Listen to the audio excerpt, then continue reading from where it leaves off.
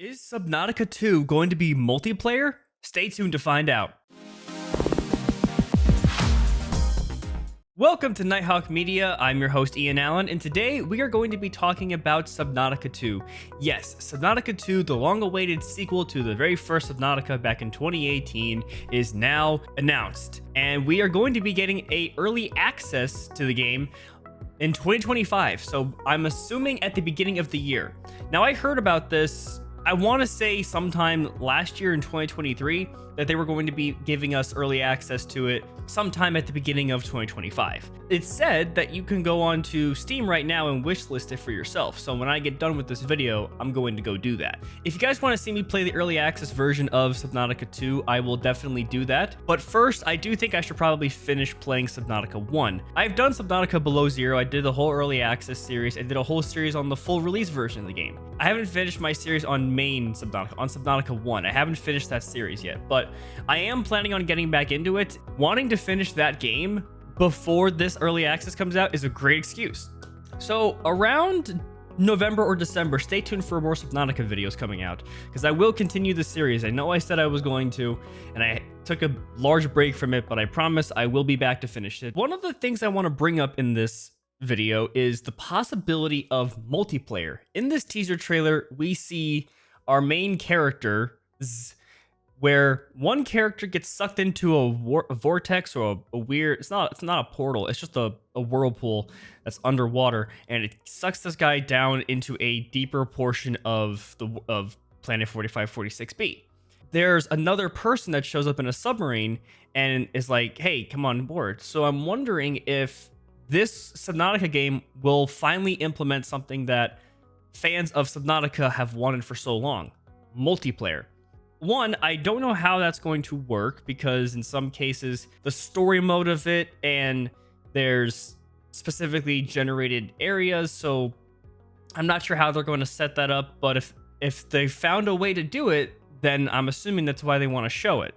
Now, granted, there was no gameplay, there was none of that. It was just a cinematic teaser trailer. Now, when it comes to the story of this game, obviously, I don't know everything about this game so far, since I just found out about the teaser coming out today. But from what I can tell is we have some new players or new characters going back to planet 4546b.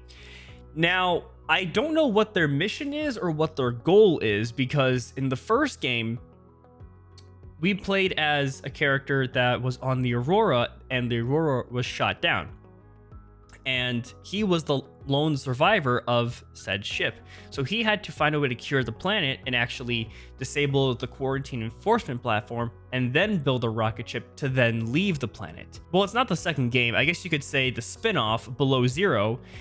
That game had a specific character going to the planet on purpose to find out what happened to her sister. That's why I'm wondering where the story is going to merge from. Are they gonna do like a crash landing ship type of thing, or are we going to purposely be going to the planet? I don't know which one of the two is going to happen.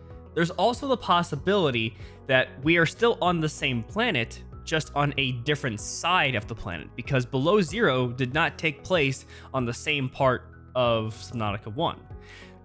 They were on the same planet, but they were on a different part of the planet. So maybe that's what they're going to do for this game, which honestly, it kind of leads more story elements to be discovered, because, oh, we have this specific planet. We're going to have multiple games taking us to different sides of the planet, which I'm perfectly fine with that. I mean, if they have a good story and they can execute it well, I'm fine with that. And normally in these Subnautica games, they have like 3 story plots. In Subnautica, there were 3 stories: figure out what happened to the Degassi, find a way to cure the planet, and figure out what happened to the Aurora. So you have 3 storylines right there.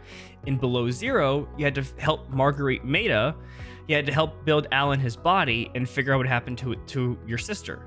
So there's 3 story plots in these games. So whatever story, and the thing is, each one of these stories connects each other to the overall story of the game.